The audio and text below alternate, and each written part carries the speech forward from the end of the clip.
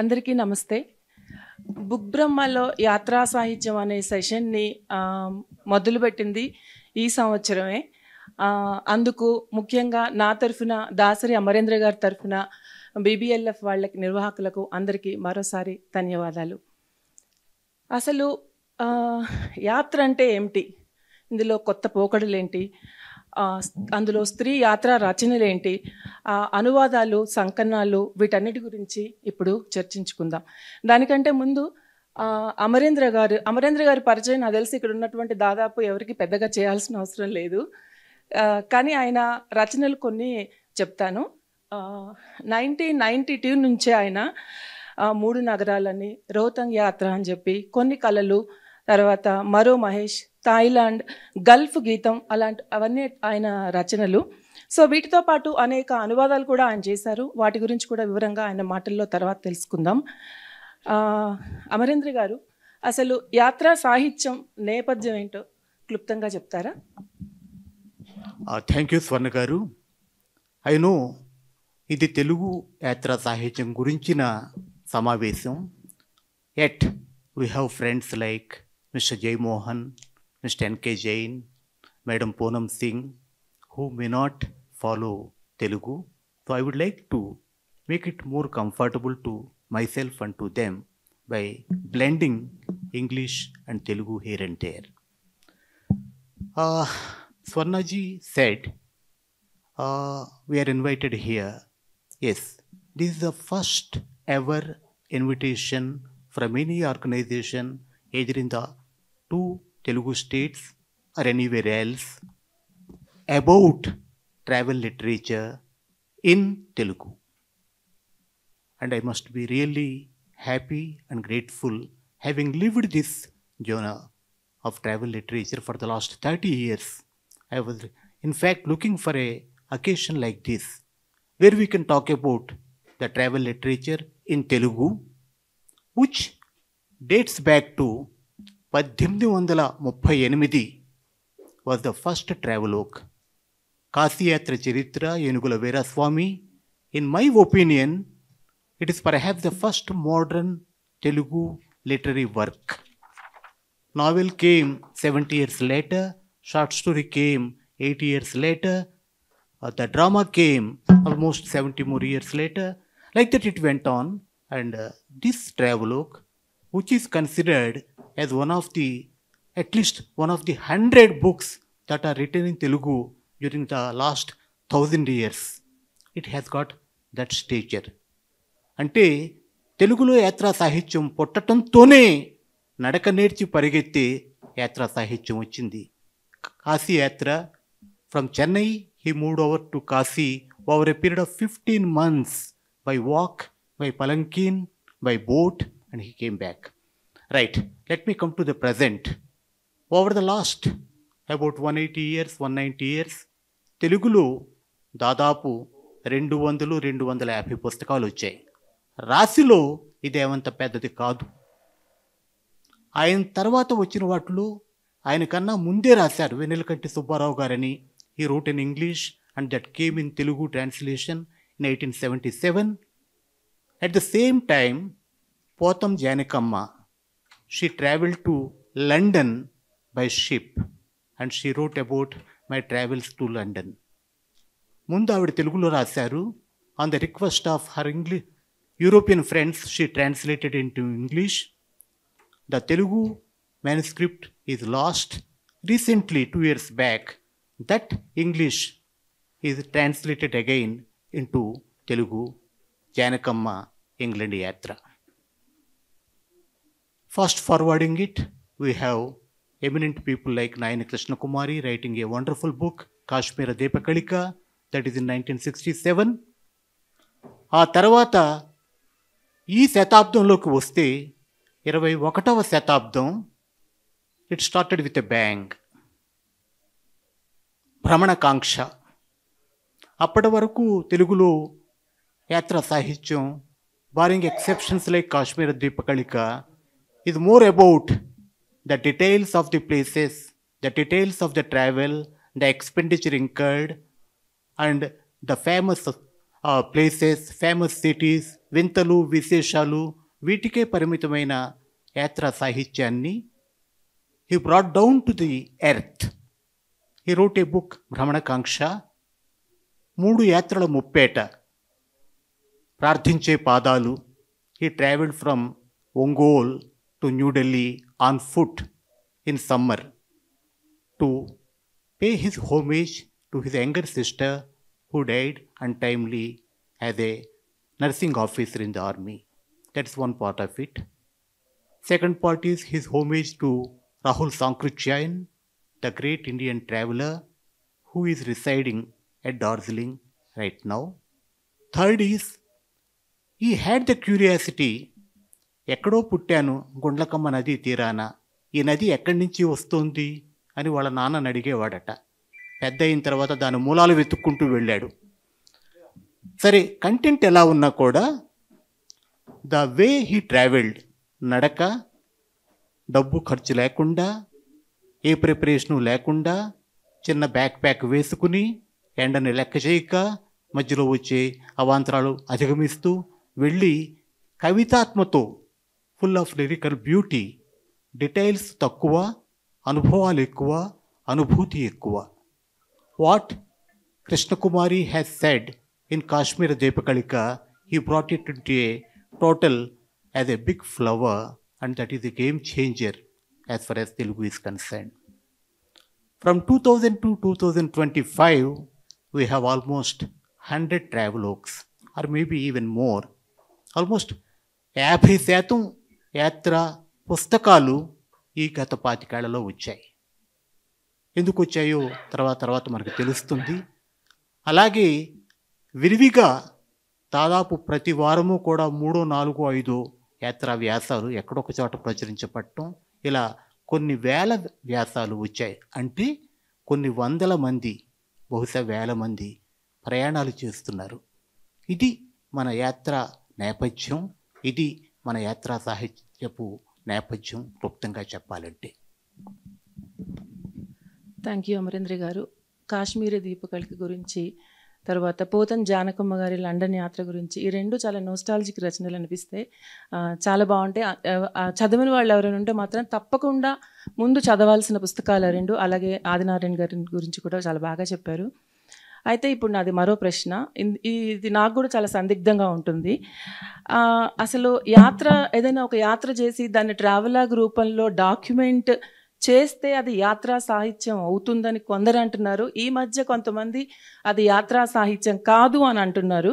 So అయితే అసలు యాత్రా సాహిత్యం అంటే ఏంటి? యాత్రా రచన సాహిత్యం అసలు ఎప్పుడవుతుంది? మీ మాటల్లో వివరించండి.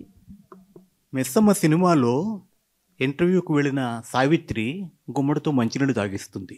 మీరు ఇప్పుడు ఆ పని చేశారు నాతో. ఇది ప్రశ్న చిన్నదే కానీ సమాధానం చెప్పటం కష్టం. యాత్రా సాహిత్యం ఏదవుతుంది అని చెప్పే ముందు యాత్ర ఏదవుతుంది అని కూడా చెప్పాలి. మనకి స్థూలంగా చూస్తే ప్రతి ప్రయాణము కూడా యాత్ర అనిపిస్తుంది. స్పష్టత కోసం నేను ఆంగ్ల పదాలు వాడతాను. Tourist and traveller. చూడటానికి ఉప్పు కప్పురం లాగా ఒక్క పోలికను ఉన్నా కూడా జాడలు వేరు. అలానే నేను ఉప్పును తక్కువ చేయను.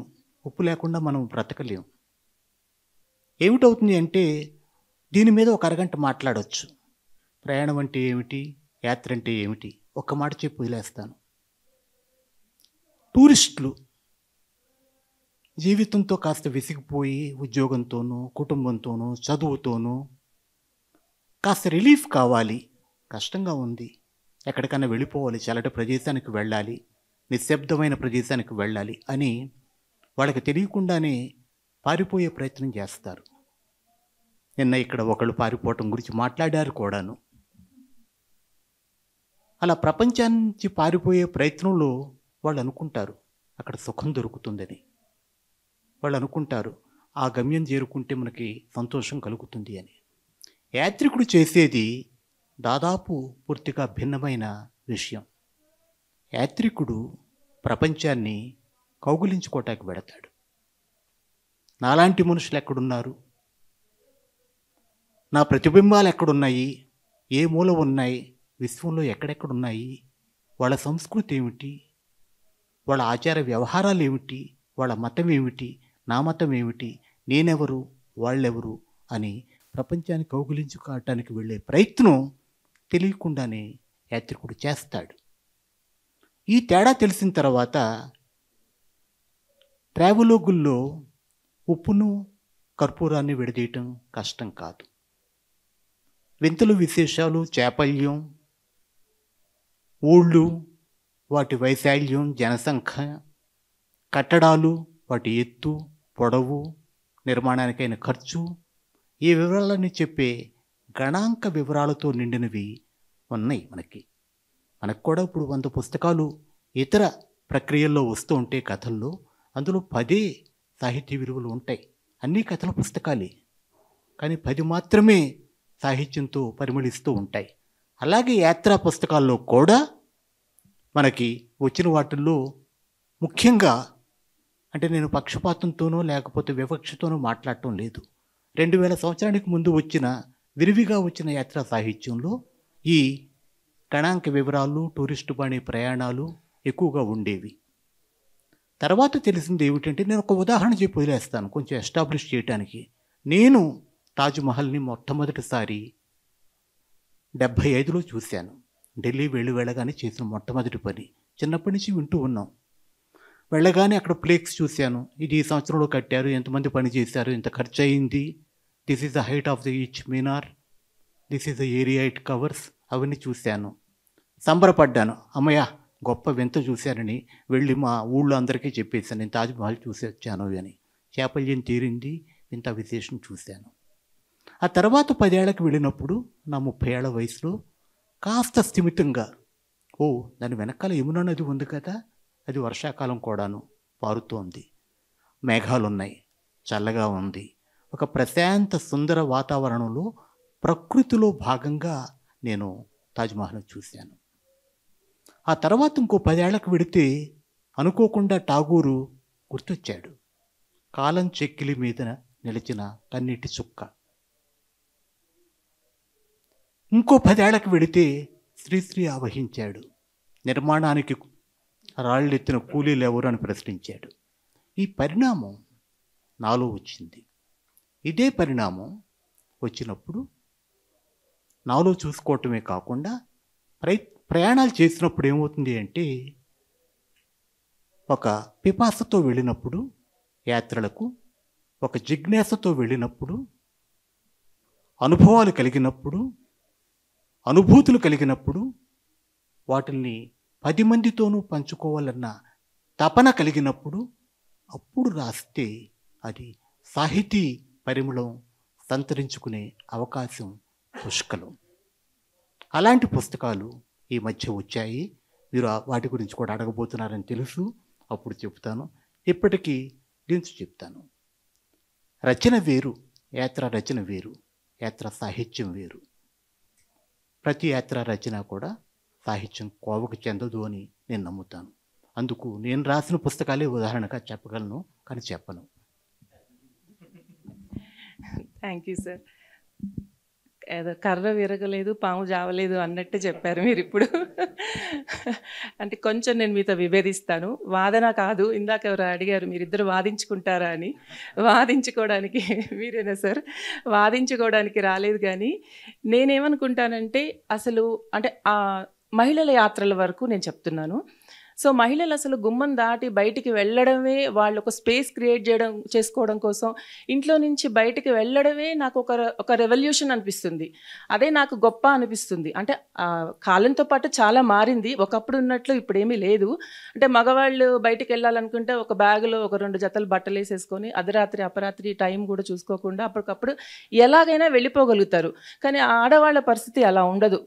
ముందు ప్లాన్ చేసుకోవాలి, తనతో పాటు వచ్చేవాళ్ళు ఎవరు చూసుకోవాలి, వెళ్ళిన తర్వాత అక్కడ సమస్యల్ని ఎదుర్కోవడానికి ముందుగా సిద్ధంగా ఉండాలి. కొన్నేమో అప్పటికప్పుడు వచ్చినటువంటి సమస్యలు కూడా ఉంటాయి. కుసుమకుమారి మేడం గారు చాలా అద్భుతంగా రాశారు. చివరిలో ఆవిడని కూడా ఒక 2 నిమిషాలు మాట్లాడమని చెప్దాము. స్త్రీలు యాత్రలు చేసినప్పుడు ఎటువంటి సమస్యలు వస్తాయి, అవన్నీ పురుషులకు అసలు ఏమీ ఉండవు. జనరలైజ్ చేయట్లేదు, కానీ మెజారిటీ అయితే ఇలాగే ఉంటుంది అని నేను నమ్ముతాను. సో అలాగా స్త్రీల విషయానికి వచ్చినప్పుడు వాళ్ళు బయటికి వెళ్ళి ఒక ట్రిప్కి వెళ్ళి చూడడము, పుణ్యక్షేత్రాలు కానివ్వండి, లేకపోతే ఆఫీస్ వర్క్ మీద కానివ్వండి, స్నేహితులతో సరదాగా కానివ్వండి, ట్రెక్ కానివ్వండి, సోలో యాత్రలు కానివ్వండి, ఏదైనా సరే వాళ్ళు వెళ్ళడమే నాకు గొప్ప అనిపిస్తుంది. వెళ్ళినప్పుడు రాస్తారు, ఏదో ఒక్కొక్కళ్ళు ఒక్కొక్కరా రాస్తారు, అందరి రచనలు ఒకలా ఉండవు. సార్ చెప్పినట్టు పరిణామక్రమం మారుతూ ఎలా అయితే డౌన్ నుంచి ఇట్లా అప్కి వెళ్తుందో వాళ్ళ రాతలు, వాళ్ళ సాహిత్యం, వాళ్ళ రచనలు కూడా ప్రతిదీ ఇప్పుడు ఎవరిదైనా సరే, నా మొదటి రచనకి ఇప్పటికీ నాకు కొంచెం నేను మెరుగ్గా ఉన్నాను అనిపిస్తుంది. సో యాత్రా సాహిత్యం కూడా, రచనలు కూడా మెరుగు పడుతున్నాయి అనే దాన్ని నేను నమ్ముతున్నాను అనమాట. Thank you sir. కొంచెం డైగ్రెస్ అవుతున్నాం, తెలుగు యాత్రా సాహిత్యం గురించి మాట్లాడుతున్నాం, కానీ డైగ్రెస్ అవ్వకుండానే స్త్రీల యాత్రా సాహిత్యం ప్రస్తావన వచ్చింది కాబట్టి, స్త్రీల యాత్రల ప్రస్తావన వచ్చింది కాబట్టి ఒక్క నిమిషం తీసుకుని ఒక పుస్తకం గురించి చెప్తాను. తెలుగు పుస్తకం కాదు, ఇంగ్లీష్ పుస్తకం. శివ్యానాథ్ అన్న ఒక అమ్మాయి, ఇప్పుడు 30 ఏళ్ళు ఉంటాయనుకుంటాను, 35 అవ్వచ్చు. అంటే మహిళలు, యాత్రలు, భద్రత, వీటి గురించి మనం మాట్లాడుతున్నాం కాబట్టి. ఒక సంప్రదాయ కుటుంబంలో పుట్టింది. ఎంత సంప్రదాయం అంటే, ఆవిడ పోస్ట్ గ్రాడ్యుయేషన్ అనుకుంటా సిమ్లా వెళుతుంటే, ఒక్కదానివే సిమ్లా వెళతావా అని డ్రైవర్నిచ్చి డెహ్రాడూన్ నుంచి పంపి అక్కడ దింపొచ్చారు. ఆ తర్వాత అనుకోకుండా సింగపూర్లో పోస్ట్ గ్రాడ్యుయేషన్ చేసింది. అక్కడ చేస్తున్న తర్వాత అక్కడే ఉద్యోగం వచ్చింది. చేస్తూ ఉండగా ఒక స్కాలర్షిప్ వచ్చింది, ఒక ఎస్ఏ కాంపిటీషన్లో గెలిచి. ఏమిటది? ఒక నెల రోజుల పాటు, నెలలో 6 వారాలు ఎక్కడికైనా వెళ్ళు, you travel anywhere you like, India or abroad, we sponsor that. కొంతకాలం యూరోప్లో తిరిగి వచ్చింది ఒక్కదే. తర్వాత ఒక్కతే హిమాలయాల్లోకి వెళ్ళింది. మామూలు స్టాండర్డ్ సిమ్లాలు, ముస్సోరీలు కాకుండా లోపలికి వెళ్ళింది. వెళ్ళిన తర్వాత షీ క్విట్ హర్ జాబ్. ఇది కాదు జీవితం అనిపించింది. అప్పటికి మహా అయితే 24 ఏళ్ళు ఉంటాయి, మీరు చదివారు అది. తర్వాత ఢిల్లీ వెళ్ళి అది కేంద్రంగా చేసుకుని ప్రయాణాలు చేస్తూ వచ్చి బ్లాగులు రాస్తూ తనకు అవసరమైన 1000 రూపాయలు, 5000, 10,000 సంపాదించుకుంటూ సాగింది. 2 ఏళ్ళు అలా చేసిన తర్వాత, బ్రతికే బ్రతుక్కి అసలు ఢిల్లీ ఎందుకు, రూమ్ ఎందుకు, ఎక్కడన్నా కూర్చుని బ్లాగ్స్ రాసుకోవచ్చు అని ఇల్లు వాకిలి లేకుండా ప్రపంచం అంతా తిరుగుతోంది. స్పానిష్ భాష నేర్చుకోవాలంటే స్పెయిన్ వెళ్ళదు, లాటిన్ అమెరికా వెళుతుంది. లాటిన్ అమెరికా రాజధానులకు వెళ్ళదు, మారుమూల గ్రామాలకు విడి నేర్చుకుంటుంది.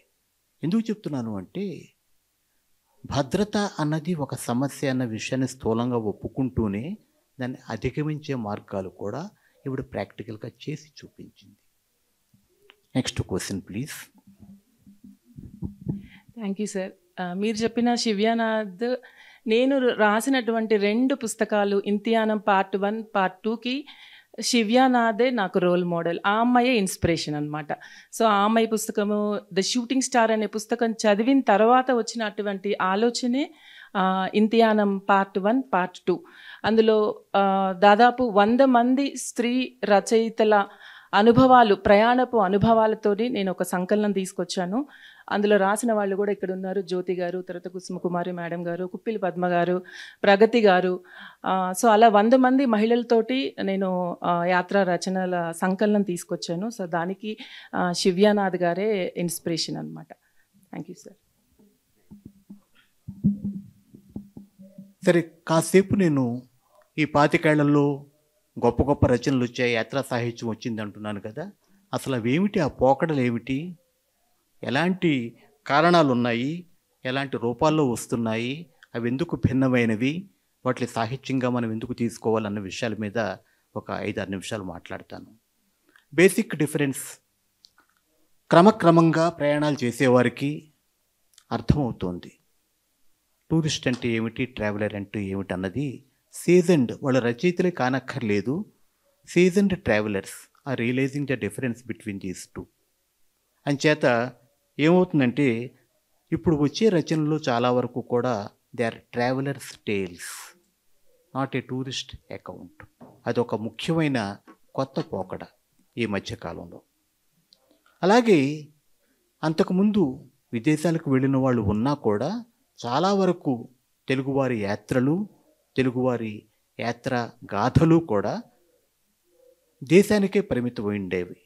నా మహారాష్ట్ర యాత్ర, నీలగిరి యాత్ర, కాశ్మీరు ఇలా. ఈ కాలంలో అనేక కారణాల వల్ల ఖండాలు దాటి వెళ్ళిపోతున్నాం. ఆ ఖండాలు దాటి వెళ్ళిన తర్వాత కూడా అక్కడ మళ్ళా నగరాలకే పరిమితం కాకుండా ఆదినారాయణలాగా స్వీడన్లోనూ మారుమూల గ్రామంలో కొంతకాలం గడపటం, నైజీరియా వెళ్ళి ఆ మూల గడపటం, టాస్మేనియా వెళ్ళటం, ఇలా ఈ యాత్ర స్ఫూర్తిని విశ్వవ్యాప్తంగా పరివ్యాప్తి చేసి అలా చూడటం అన్నది ఒకటి అలవాటైంది. తర్వాత విభిన్న రూపాల్లో యాత్రా గాథలు చెప్పటం అన్నది మనం గమనించవచ్చు. యాత్ర అంటే స్థూలంగా యాత్రలో ఒక కథ ఉంటుంది, కవిత్వం ఉంటుంది, నవల రూపం ఉంటుంది, వ్యాసం ఎలాగూ ఉంటుంది, లేఖల్లో రూపంలో ఉంటాయి, ఇన్ని రకాలుగా డైరీలు ఉంటాయి. వీటన్నిటిని కూడా ఇమిడ్చుకోగలిగిన శక్తి ఒక యాత్రా గాథకు ఉంది. ఉదాహరణకి కథారూపంలో సోమరాజు సుశీల గారు 3 కొలంబస్లు రాశారు. ఆవిడ యాక్చువల్గా చేసింది అమెరికా వెళ్ళటం, వాళ్ళ అమ్మాయి దగ్గర ఉండటం, అక్కడ అనుభవాలు అవన్నీ రాశారు. ఒక వ్యాస రూపంలో రాసేయచ్చు, కథల రూపంలో చక్కగా చెప్పారు, ఆవిడకే చేతనైన రీతిలో చెప్పారు.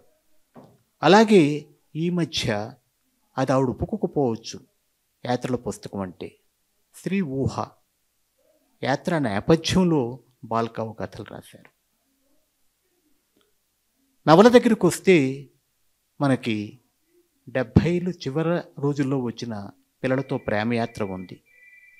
ఆ తర్వాత అంపశయ్య నవీన్ రాసిన ప్రమాదంలో ప్రమదలు, ఆయనే రాసిన అమెరికా.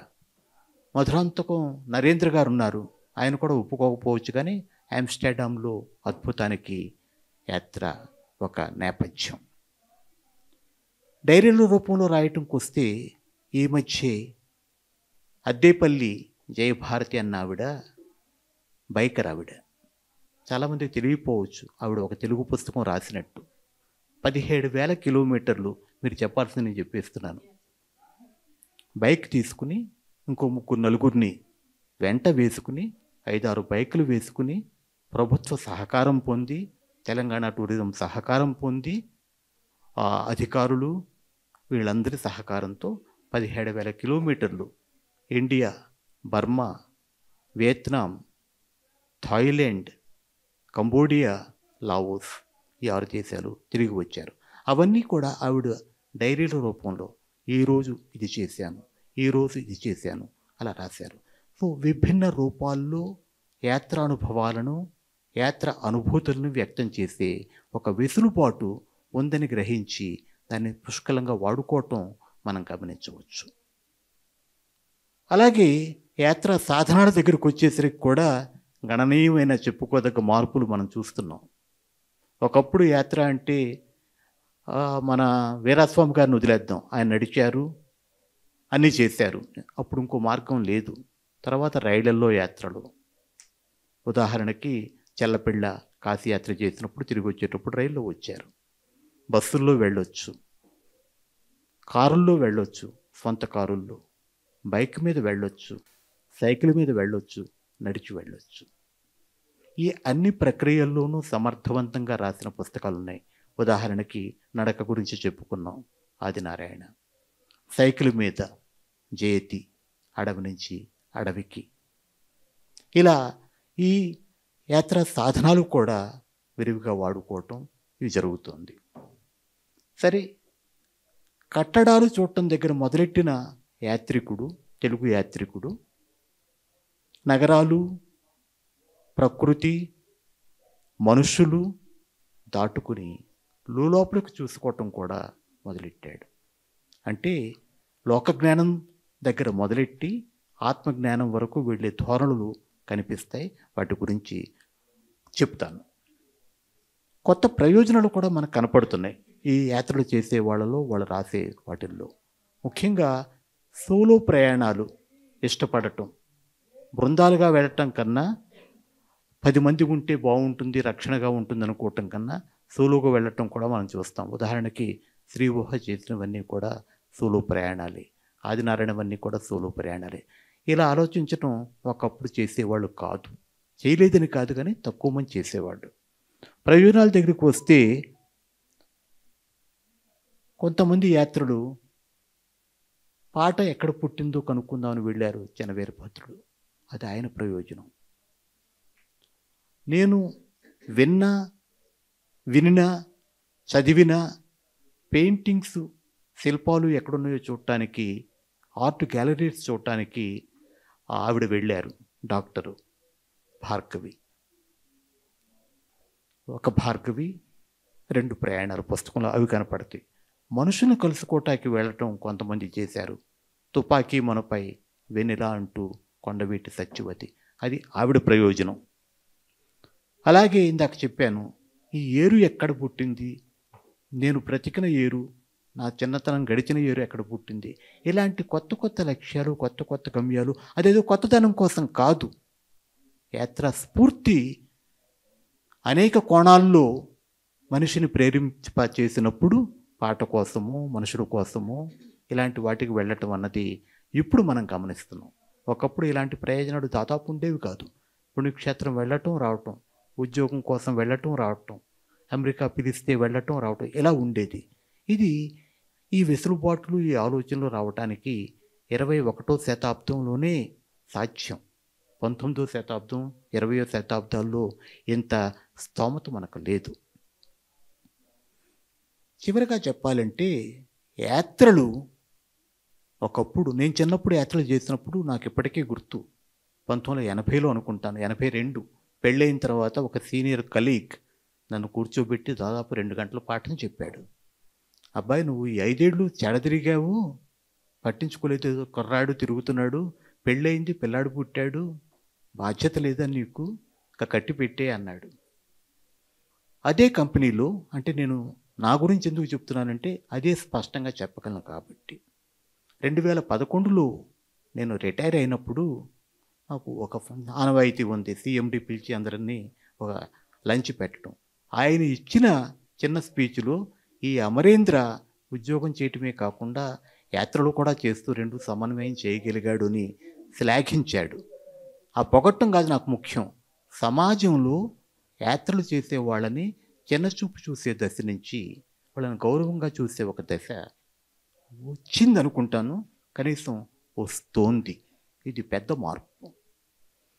మహిళలు ప్రయాణం చేయటం అన్నది విరివిగా సాగింది, దాని గురించి ఆవిడ చెప్తారు. ఆవిడ చెప్పే దాంట్లోంచి నేను కొంచెం దొంగతనం చేయడం నాకు ఇష్టం లేదు, కానీ ఒక్క మాట అని వదిలేస్తాను. మహిళలు బయటకు వెళ్ళి ప్రయాణం చేయటం అంటే నేను చూశాను చిన్నప్పుడు, భర్త ముందు పెడితే 4 అడుగులు వెనకాల విజయవాడలో వెళ్ళటం నేను చూశాను. వాళ్ళు, నేను ఎక్కడో అడిగాను అనమాట, ఎవరో వస్తే, నేను రానా, మీకు ఊరు తెలియదు, నువ్వు కూర్చో అబ్బాయి, మేము చూసుకోగలమని విడిపోయారు. మా తమ్ముడు భార్య శైలేంద్ర ఎక్కడున్నాడు, ఆవిడ చెలికత్తెలు 4 వచ్చారు. అది నా దృష్టిలో సామాజికంగా పెద్ద విప్లవం. ఆ విప్లవం మన కళ్ళ ముందు సాగుతుంది. ఇంకా చెప్పాలంటే ఒక రెబెల్ విప్లవం అది. Yes, we can stand on our own feet. అక్కడ వాళ్ళు ప్రయాణికుల, యాత్రికులని నేను చూడను, ఇంట్లోంచి బయటికి రావటమే గొప్ప విషయం. అంచేత నేను ప్రయాణాలను ఏమీ తక్కువ చేయటం లేదని మరొక్కసారి స్వర్ణ గారికి విన్నపం చేసుకుంటున్నాను. రైట్, ఇంకొకటి చెప్తాను, ఈ మధ్య వచ్చిన పరిణామం. ఒకప్పుడు యాత్రలు రాసినటువంటి రచయితలు ఓకే, ఒక యాత్రాగాథ కూడా రాసేవారు. సి నారాయణ రెడ్డి గారు, శ్రీశ్రీ గారు, మాలతీ చందూర్ గారు యాత్రలే రాసేవాళ్ళు మనకు వచ్చారు. ఆదినారాయణ యాత్రలు తప్ప ఇంకేమీ రాయలేదు. లోకేశ్వర్ కొన్ని నవలు రాసినా కూడా ప్రధానంగా యాత్రికుడుగా ఆయన వెళ్ళాడు. అమరేంద్ర కథలతో మొదలెట్టినా కూడా యాత్రలు రాయటంలోని రుచి, దాని యొక్క విలువ, నాకు విలువ, మరి పాఠకులకు ఉందో లేదో నేను చెప్పలేను, కానీ గమనించిన తర్వాత ఇప్పుడు యాత్రలు రాస్తున్నాడు. ఇలా నిలకడగా రాసేవాళ్ళు తెలుగు వాళ్ళలో కనీసం 5-6 మంది మనకు కనపడుతున్నారు. ఇది ఇంకో పరిణామం. Thank you sir. చాలా బాగా చెప్పారు, చాలా బాగా వివరించారు యాత్ర సాహిత్యం గురించి, అందులో మహిళలు, పురుషులు చేస్తున్నటువంటి రకరకాల యాత్రా విధానాల గురించి కూడా చాలా బాగా చెప్పారు. సో నేను ఒక 2 నిమిషాలు స్త్రీల యాత్రా రచనల గురించి మాట్లాడతాను. మనందరికీ తెలుసు, ఖమ్మంపాటి సీత గారు, ఆవిడ గత సంవత్సరం అనారోగ్య కారణంగా చనిపోయారు. ఆవిడ చేసినటువంటి అద్భుతమైన ఒక యాత్ర నాకు ఇంతియానా పార్ట్ 1 కోసం రాశారు. తీర్థని యాత్రని గడ్డగట్టే మంచులో ఆ తీర్థ నదిని ఒక్కతే తనతో పాటు వచ్చిన అతను హెల్పర్ చేయమంటే నేను చలికి నేను తట్టుకోలేను మేడం, నేను చేయను అని చెప్పి ఆగిపోతే ఆవిడ ఆ నదిని ఈ చివరి నుంచి ఆ చివరికి ఒకవైపు ఈది అక్కడ ఆగిపోకుండా మళ్ళీ తిరిగి ఆ నదిని 2 సార్లు కూడా ఈది ఒక రికార్డ్ బ్రేక్ చేశారు. ఆ ఊరి వాళ్ళందరూ ఆవిడకి చప్పట్లు కొట్టి ఆవిడకి సాల్యూట్ చేశారనమాట. అంత గొప్ప వ్యక్తి ఆవిడ. తర్వాత ఆవిడ 60 ఏళ్ల వయసులో తనకున్న చిన్న అనారోగ్యం కోసమని దానికి డాక్టర్ చెప్పిన సలహా కోసం 62 ఏళ్ల వయసులోనే ఎప్పుడో స్విమ్మింగ్ నేర్చుకున్నారు. అనేక జాతీయ అంతర్జాతీయ అవార్డులు కూడా గెలుచుకున్నారు ఆవిడ. ఆవిడ ఈరోజు మన మధ్య లేకపోవడం చాలా బాధాకరం. నాకు చాలా ఆప్తురాలు ఆవిడ. సో ఆవిడ రాసినటువంటి విశ్వవిహారం పుస్తకం కానివ్వండి, ఆ తర్వాత అనురాధ భట్ట గారని ఆవిడ ఒక జర్నలిస్ట్. తను కూడా చాలా బాగా, అంటే ఆవిడ ఎక్కడికి వెళ్ళినా, శ్రీలంక వెళ్ళినా, భూటాన్ వెళ్ళినా, తర్వాత అరిజోనా వెళ్ళినా, ఎక్కడికి వెళ్ళినా కూడా అక్కడ తెలుగు మూలాలు ఏమైనా ఉన్నాయా అని చెప్పి వెతుక్కుని పట్టుకుని అక్కడ శ్రీలంకకి తెలుగు వాళ్ళకి ఉన్న సంబంధం, అక్కడ పూర్వీకులు ఎవరున్నారు, మన తెలుగు వాళ్ళు ఎవరు అక్కడ వలసకి వెళ్ళి ఉన్నారు అని చెప్పేసి రీసెంట్గా ఇంతియానం పార్ట్ 2లో ఆవిడ గ్రాండ్ క్యానియన్లో విష్ణు శిఖరం అని చెప్పి ఒక టైటిల్ తోటి ఒక ఆర్టికల్ రాశారు. సో ఆవిడ రాసినటువంటి పుస్తకాలు కానివ్వండి, తర్వాత గిరిజా పైడిమర్రి గారు, నిర్మలా తిరుమణి గారు అని వైజాగ్లో ఉంటారు, వాళ్ళు రాసినటువంటి బ్లాగ్ స్టోరీస్ కానివ్వండి. ఇప్పుడు జ్యోతి పి గారు ఇక్కడ ఉన్నారు, పి జ్యోతి గారు. ఆవిడ కూడా చాలా అద్భుతమైనటువంటి యాత్రలు చేస్తూ ఉంటారు. తను ఎక్కువ సోలో ప్రయాణాలు చేస్తూ ఉంటారు. అడ్వెంచరస్ ట్రిప్స్ కూడా తను వెళ్తూ ఉంటారు, చాలా బాగా రాస్తుంటారు. ఆవిడ నుంచి కూడా మేము యాత్ర పుస్తకం రావాలని కోరుకుంటున్నాను. సో ఇటువంటి ఈ స్త్రీ రచనలతో పాటు నేను ఈ మధ్యకాలం తీసుకొచ్చినటువంటి 100 మంది స్త్రీ యాత్రికుల సంకలనాలు ఇంతియానం పార్ట్ 1, పార్ట్ 2 తీసుకొచ్చాను. అందులో చాలామంది ఇండిపెండెంట్గా పుస్తకాలు తీసుకుని వచ్చారు. ఇంకా మహిళలు చేసినటువంటి ప్రయాణాలు ఇంకా బాగా చేయాలి, విరివిగా చేసి వాళ్ళందరూ దాన్ని డాక్యుమెంట్ చేయాలి అని నేను ఈ సభాముఖంగా అందరినీ కోరుకుంటున్నాను. Thank you so much sir. మిమ్మల్ని నేను అడగాలి.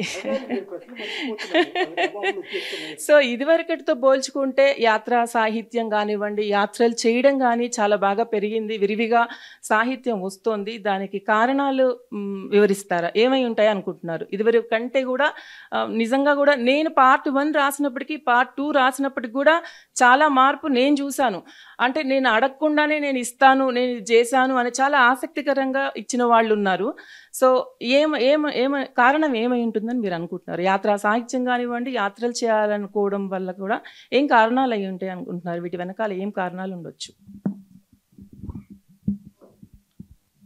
ఈ కారణాల్లోకి వచ్చే ముందు నేను కొన్ని ముఖ్యమైన ఈనాటి తెలుగు యాత్ర చరిత్రల గురించి మాట్లాడతాను. అప్పుడు కారణాల్లోకి మనం వెళ్ళొచ్చు. ఇందాక అన్నాను, దాదాపు 50% యాత్ర పుస్తకాలు ఈ గత 25 ఏళ్లలో వచ్చాయి అని అన్నాను. అంటే ఒక 100-125 వస్తే అన్నీ నేను చదవలేదు, లెట్ మీ అడ్మిట్. కానీ దాదాపు 70-80 చదివాను వచ్చిన వాటిల్లో కనీసం 25-30 నేను ఇందాక అనుకున్నానే, నేను గీసిన ఒక కొలబద్ద దాని ప్రకారం సాహిత్య రూపం పొందినవి ఉన్నాయని నేను గట్టిగా నమ్ముతాను. అందులో భ్రమణకాంక్ష గురించి చెప్పాం, మళ్ళా చెప్పను. లోకేశ్వర్ 4-5 పుస్తకాలు రాశాడు. స్కూటర్ పై ఛత్తీస్గఢ్ అన్నారు, తర్వాత కరడదారిలో యూరప్ యాత్ర అన్నారు. కానీ ఆయన రాసిన యాత్రా పుస్తకాల్లో అత్యద్భుతమైనది సిల్క్ రూట్లో సాహసయాత్ర. అన్నీ ఉన్నాయి అందులో. అన్నిటితో పాటు అతని మనస్సులోని తడి మనకి అడుగడుగునా కనపడుతుంది. జమీలియా రాసిన చెంగిజ్ ఐట్మతోవ్ ఎక్కడ పుట్టాడు, ఎక్కడ పెరిగాడు, ఎక్కడ విశ్రమిస్తున్నాడు అన్నది స్థానికులకే తెలియకపోయినా కూడా అతను పట్టుబట్టి వెళ్ళి 2 కన్నీళ్లు కార్చి వచ్చాడు.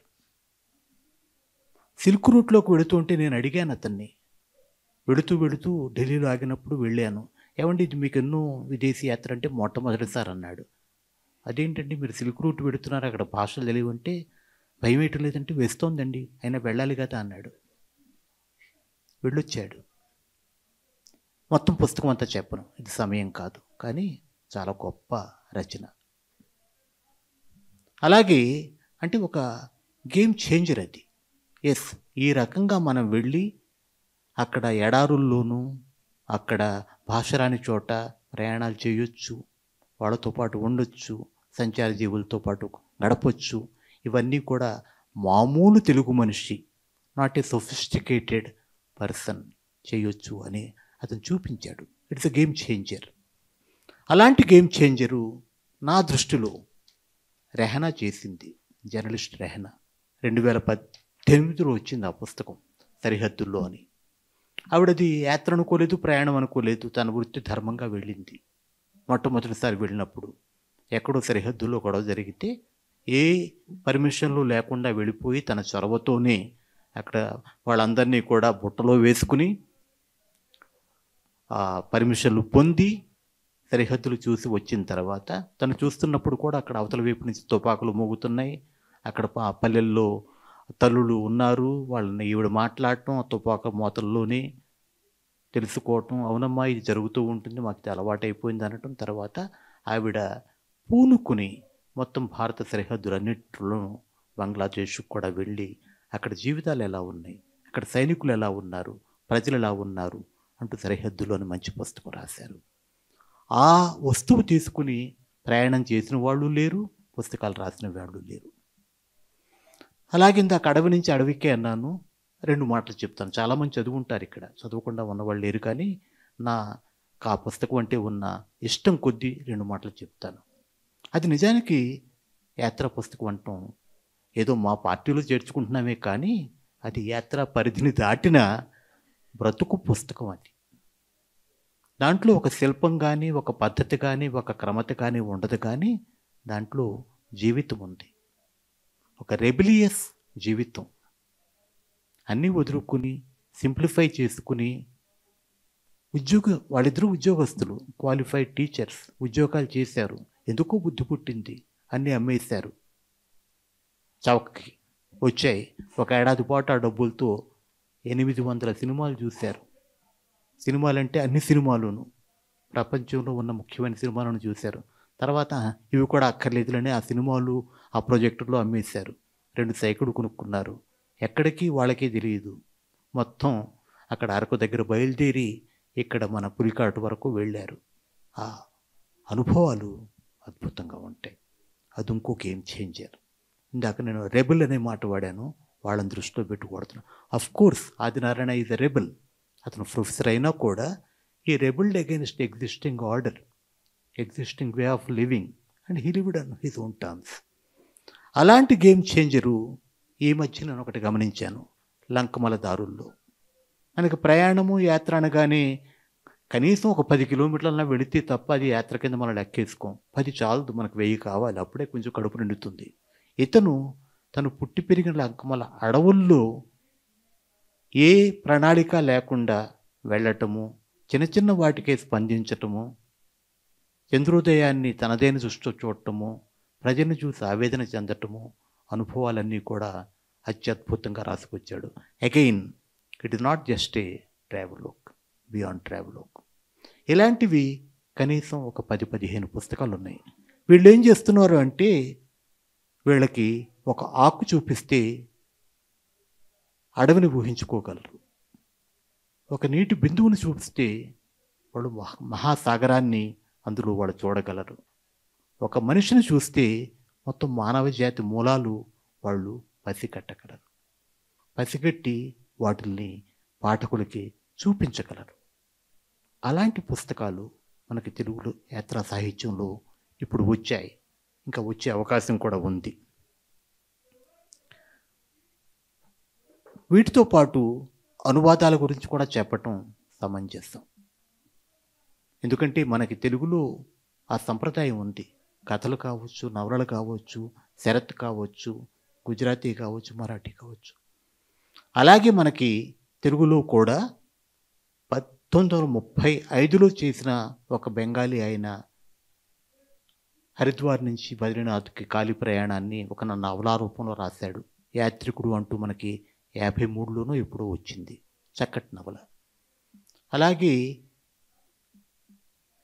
లాటిన్ అమెరికాలో ఉండే ఇన్కా జాతి ప్రజలే ఇప్పుడు 4-5 వేల మైళ్ళ దూరాన ఉన్న పోలినేషియన్ ద్వీపాల్లో ఉన్న వాళ్ళు అన్న విషయం రుజువు చేయటానికి ఒక స్వీడన్ దేశస్థుడు అనుకుంటా, అతను అప్పటి ఇన్కా ప్రజలు ఎలాంటి నావల్లో ప్రయాణించారో మ్యూజియంలు చూసి, సాహిత్యం చూసి, అచ్చంగా అలాంటి నావే, అందులో లోహం ఉండదు, మేకులు ఉండవు, తాళ్ళు దొంగలు, అది వేసుకుని అన్నీ వెళ్ళి దాని తెలుగులో కడల్పై కోన్కీటి అని వచ్చింది. ఇలాంటి అనువాద నవళ్ళు మనకున్నాయి. అదే బాణీలో 2014లో ప్రయాణానికే జీవితం అంటూ ఒక అనువాద నవల వచ్చింది.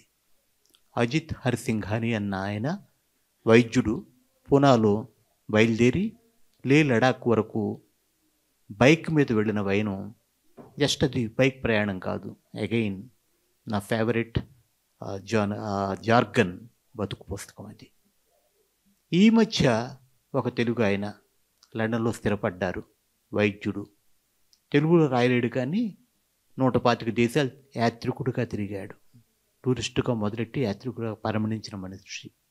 సైకాలజీ ఆయన సబ్జెక్టు. మనుషుల మీద మక్కువ ఎక్కువ. అలా 125 దేశాలు తిరిగినప్పుడు ఆదినారాయణ వెళ్ళి నువ్వు తిరగటం కాదు రాయంటే ఇంగ్లీష్లో రాయటం మొదలెట్టాడు. అవి తెలుగులో నేను అనువాదం చేశాను. ఒకటి మొరోకో గురించి, మరొకటి లాటిన్ అమెరికా గురించి. ముఖ్యంగా లాటిన్ అమెరికా అనువాదంలో ఆయన చెప్పిన విషయాలు, ఆయన స్పృశించిన విషయాలు చెప్పటం కష్టం. అది ఒక పరిపూర్ణమైన యాత్రాగాథ. ఆయన యాత్రాగాథ కాకుండా పైకి వెళ్ళలేదు, కానీ అందులో చరిత్ర చెప్పాడు, భూగోళం చెప్పాడు, అక్కడ రాజకీయాలు చెప్పాడు, అక్కడ మాదక ద్రవ్యాల మాఫియాల గురించి చెప్పాడు, మాయన్ నాగరికత, ఇన్కా నాగరికత, శిథిలాలు, ప్రజలు, జీవిత బాణి. ఇంకా కొన్ని దేశాల్లో అప్పటి లాటిన్ అమెరికన్ ఆదివాసులను మనం అనకూడదు, వాళ్ళు మెజారిటీలో ఉన్నారు. కొన్ని దేశాల్లో 50% అప్పటి వాళ్ళే ఉన్నారు. మనకి నార్త్ అమెరికాలో కనిపించరు, యుఎస్ఏలో ఎక్కడో రిజర్వేషన్స్లో కనిపిస్తారు. వాళ్ళతో మాట్లాడాడు, వాళ్ళతో కలిసి జీవించాడు. ఏదో అంటారు ఒక చోట, టూరిస్టు పక్కపేటకు వెళితే పరాయివాడిగా తిరిగి వస్తాడు, యాత్రికుడు ఎక్కడికి వెళ్ళినా వాళ్ళలో కలిసిపోతాడు అని. అలా కలిసిపోయే మనిషి ఈ శేషగిరి. అది అనువాదం వచ్చింది. అగైన్ యాత్రల కేటగిరీకి రాకపోయినా స్వర్ణ కొన్ని అనువాదం చేశారు. మేకబతుకు అది యాత్రాగాథ కాదు, కానీ అందులో యాత్రకు సంబంధించిన విషయాలు, ప్రయాణాలు ఇవన్నీ ఉన్నాయి. అలాగే క్లిప్తకాలపు స్వప్నం కూడా నేను ఒక యాత్రా పుస్తకంగానే నేను తీసుకున్నాను. చిన్నపిల్లాడి జీవిత యాత్ర. ఆవిడ వెళ్ళి, వాడు యాత్ర చేసినా చేయకపోయినా ఈవిడ యాత్ర చేసి అక్కడికి వెళ్ళి వాళ్ళందరినీ పలకరించి వాళ్ళ అమ్మతోనూ నాన్నతోనూ ఎప్పుడూ పోయిన చిన్నపిల్లాడి గురించి రాశారు. ఎలాంటి మంచి మంచి పుస్తకాలు వచ్చాయి. సరే, ఈవిడ అడిగిన ప్రశ్న దగ్గరికి వస్తే నాకు అర్థమైంది ఏమిటంటే, ఇప్పుడు యాత్రలు ఇంత వివరంగా రావటానికి, ఇంత చక్కటివి రావటానికి కారణాలు, కొన్ని కారణాలు ఇప్పటికే చెప్పాను అనుకుంటాను. ఇంకొన్ని కారణాలు కూడా ఉన్నాయి. మనకు ప్రయాణం చేసే స్తోమత పెరిగింది. ఎవరికైనా కూడా రాయాలన్నా కూడా ముందు కడుపు నిండాలి. ప్రయాణం చేయాలంటే కనీసం నెల గడవాలి. మొన్నటి దాకా నేనే చూసిన మా ఇళ్లలోనే 20వ తారీఖు వస్తే మళ్ళీ 1వ తారీఖు ఎప్పుడు వస్తుందని వెతుక్కున్న వాళ్ళం. కోడిగుడ్డు చేస్తే 3 ముక్కలు చేసుకుని తిన్నవాళ్ళం. ఇప్పుడు మనకు తెలియకుండా మనం చాలా గొప్పవాళ్ళు అయిపోయాం. గొప్పవాళ్ళు అయిపోయిన తర్వాత అందులో కొంతమంది మంచివాళ్ళు ప్రయాణాలు చేస్తున్నారు, యాత్రలు చేస్తున్నారు. గొప్ప మీరంతా చేశారు నాకు తెలుసు. చేత మీరెవరూ విభేదించరు, మీరంతా మంచి వాళ్ళే. సో ఆర్థిక స్తోమత పెరిగింది, రవాణా సౌకర్యాలు పెరిగాయి, ప్రపంచం మీద అవగాహన పెరిగింది. అంతకుముందు భయపడేవాళ్ళు, ఇప్పటికీ నేను భయపడతాను. భాష తెలియని ప్రదేశాలకు వెళ్ళటం అంటే నాకు ఇప్పటికీ భయమే. కానీ వెళ్ళిన తర్వాత ప్రజలతో కమ్యూనికేట్ చేయడానికి భాష అవసరం లేదన్నది నాకు స్పష్టమైంది. ఇలాంటి తెలిసిన తర్వాత ప్రయాణాలు చేయటం, ఇందాక చెప్పానే మారుమూల ప్రదేశాలు, టాస్మానియాలు చూడటం, వాటికి ముందుకు వస్తున్నారు. అలాగే సమాజంలో వచ్చిన చిన్నపాటి మనకు తెలియని పెద్ద పరివర్తనల ఫలితమే తెలుగు మహిళలు ఇంత విరివిగా ప్రయాణం చేయటం అని నేను నమ్ముతాను. ఇలాంటి అనేక కారణాల వల్ల ప్రయాణాలు పెరగటం, ప్రయాణాలు ముదిరితే యాత్రలు అవ్వటం, యాత్రలు ముదిరితే యాత్రా సాహిత్యం అవటం, అలా పుస్తకాలు రావటం జరిగిందన్నది సూక్ష్మంగా చెప్పాలంటే, అంతకంటే వివరంగా చెప్పే సమయం మనకు లేదు. కాబట్టి ఇక్కడ మీరు అడగకుండానే టైం అయిపోతుందేమో అన్న ఒక ఆత్రత నాకు ఎక్కువ అండి. 2-3 విషయాలు చెప్తాను. యాత్రా గాథలే కాకుండా యాత్రలకు సంబంధించిన పుస్తకాలు కూడా, బుక్స్ రిలేటెడ్ టు ట్రావెల్ తెలుగులో చెప్పుకోదగ్గ వచ్చాయి. ఒకటి, అది 20వ శతాబ్దానికి చెందినది అయినా మచ్చ హరిదాస్ అన్న ఆయన తెలుగులో యాత్రా చరిత్రలు అన్న అద్భుతమైన పిహెచ్డి పరిశోధన చేసి పుస్తకం వెలువరించారు. ఇప్పటికీ కూడా మాలాంటి వాళ్ళకి అది కరదీపిక. అలాగే ఆదినారాయణ ఈ రంగంలో, యాత్రా సంబంధిత సాహిత్యం రంగంలో విపరీతమైన కృషి చేశారు. తెలుగువారి ప్రయాణాలు అంటూ 64 మంది తెలుగు వాళ్ళ ప్రయాణాల శకలాలు తీసుకుని సేకరించి పుస్తకంగా వేశారు. ఇప్పటి వరకు నాకు తెలిసి ఒకే ఒక్క పుస్తకం అలా వచ్చింది. ఆయనే జిప్సీలు మన దేశం నుంచి వెళ్ళారన్న విషయం మీద పరిశోధన చేసి ఆ రోమాలని యూరోప్లో తిరిగే వాళ్ళతో వెళ్ళి మాట్లాడి ఒక సాధికారమైన పుస్తకం జిప్సీలు రాశాడు. స్త్రీ యాత్రికుల మీద మక్కువతో మనం ప్రయాణాలు ఎంత విస్తారంగా చేయటానికి 20 ఏళ్ల క్రితమే 2006లోనో 2007లోనో అనుకుంటా, స్త్రీ యాత్రికులు అంటూ 12 మంది మహాస్త్రీ యాత్రికుల గురించి, ఆధునిక మహాస్త్రీ యాత్రికుల గురించి పుస్తకం తీసుకొచ్చాడు. అలాగే మహాయాత్రికులు అంటూ తీసుకొచ్చాడు. అలాగే కాశీయాత్ర మామూలు వాడు చదవటం కష్టంగా ఉంది కాబట్టి దాన్ని సరళమైన భాషలో రాయాలి అని మళ్ళీ అదే కాశీయాత్ర అని మోటార్ సైకిల్ మీద చేసి దాని గురించి మళ్ళీ రాశాడు. ఇలా యాత్ర సంబంధిత పుస్తకాలు కూడా మనకి చాలా వచ్చాయి. Last question for you. Sir, time లేదని చెప్పేసి నేను అడగాల్సిన 2-3 ప్రశ్నలకి జవాబు చెప్పేశారు. Thank you sir, time save చేశారు. సో ఒక్క నిమిషం ముగింపు చెప్తాను. కరోనా తర్వాత మనందరికీ అర్థమైంది ఏంటంటే, మనం ఎవ్వరం కూడా ఈ భూమి మీద శాశ్వతంగా ఉండిపోవడానికి రాలేదు. ఈ మధ్య సినిమాలో డైలాగ్ కూడా విన్నాను, మాకు ముందే తెలుసు. అంటే ఆ కరోనా తర్వాతనే నిజంగా ప్రయాణాలు పెరిగాయి, విరివిగా ప్రయాణాలు చేస్తున్నారు, రాస్తున్నారు.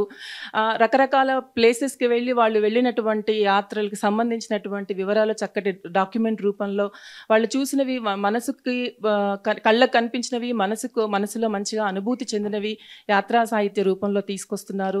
దానివల్ల మన నెక్స్ట్ తరాల వాళ్ళు, అంటే ఒక యాత్ర చూసిన తర్వాత, నేను భూటాన్ యాత్ర చూసిన తర్వాతనే ఓల్గా గారిది భూటాన్ వెళ్ళొచ్చాను. సో అలాగే మనం యాత్రా సాహిత్యాన్ని చదవడం వల్ల 10లో ఒక్కదానికన్నా మనం వెళ్ళాలనే ఆలోచన కలుగుతుంది. సో దానివల్ల అందరి చూపు కూడా విస్తృతం అవుతుంది అని నేను అనుకుంటాను. ఇలాంటి యాత్రా సాహిత్యాలు ఇంకా ఇంకా విరివిగా రావాలని కోరుకుంటూ ఒక్క నిమిషం కుసుమ మేడం గారికి ఇస్తాను. మహిళల యాత్రల్లో ఆవిడ బుక్లో నాకు బాగా నచ్చింది ఏంటంటే, స్త్రీ యాత్రికులు బయటికి వెళ్ళినప్పుడు, యాత్రలకు వెళ్ళినప్పుడు ఎలాంటి సమస్యలు ఫేస్ చేస్తారు అనేది ఒకటి రాశారనమాట. అది మేడం గారి మాటల్లోనే విందాం. మేడం ఒక్క నిమిషం. అసలు యాత్ర అనే మాటల్లోనే చాలా తాత్వికత ఉందనిపిస్తుంది నాకు. నేను గర్భంగా ఉన్నప్పుడు రాహుల్ సాంకృత్యయాన్ని ఎక్కువ చదివాను. ఆయన ఏమంటాడంటే, నిజమైన జ్ఞానం యాత్రల వల్లే వస్తుంది అంటాడు. అందువల్ల మా అబ్బాయికి కూడా రాహుల్ అని పేరు పెట్టుకున్నాం అప్పుడు.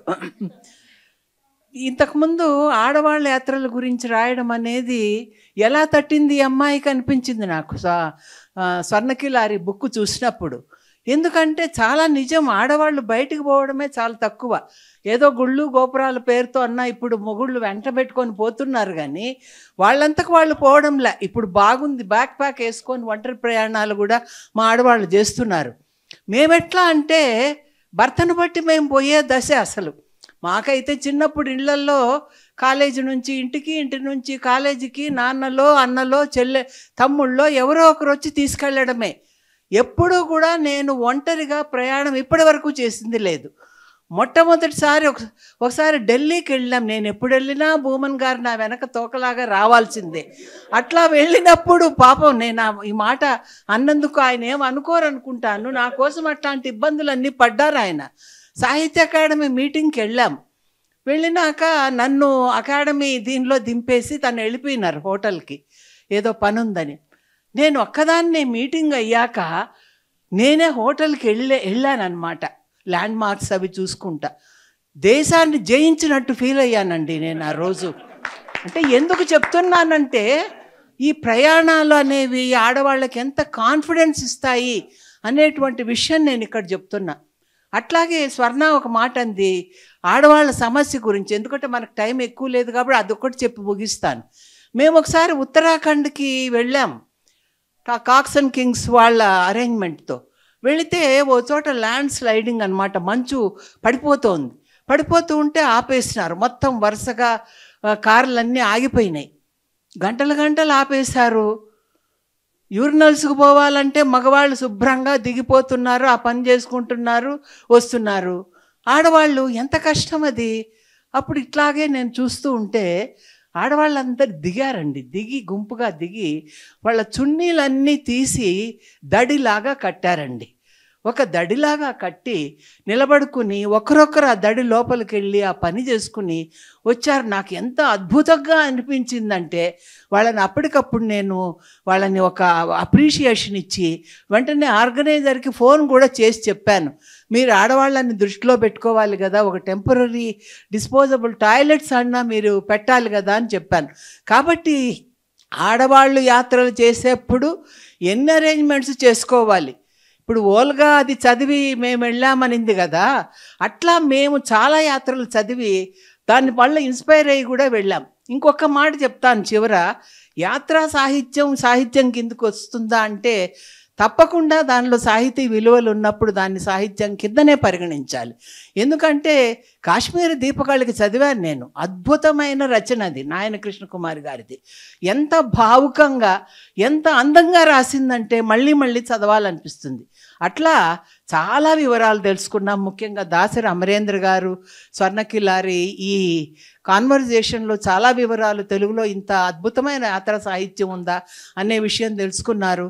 ముఖ్యంగా ప్రత్యేకంగా ఇప్పుడు నేను స్వర్ణకిలారిని అభినందిస్తున్నాను. ఎందుకంటే అమ్మాయి ఆడవాళ్ళ అనుభవాలని తీసుకురావడానికి ప్రయత్నం చేయడం చాలా గొప్ప విషయంగా అనుకుంటూ తనకి చాలా ఉజ్వలమైన భవిష్యత్తు ఉండాలని, she is now one of the emerging women writers. I wish her all the best and all good luck. Thank you. Thank you so much madam. అందరికీ మరొకసారి ధన్యవాదాలు. ఈ కార్యక్రమం నిర్వహించడానికి అమరేంద్ర దాసరి గారు ఇచ్చినటువంటి ధైర్యము, స్ఫూర్తి కూడా దానికి కూడా ఆయనకి మరోసారి థ్యాంక్స్ చెప్తూ BBLF వాళ్ళకి కూడా మరొకసారి ధన్యవాదాలు తెలుపుతూ ఈ కార్యక్రమాన్ని అడగండి.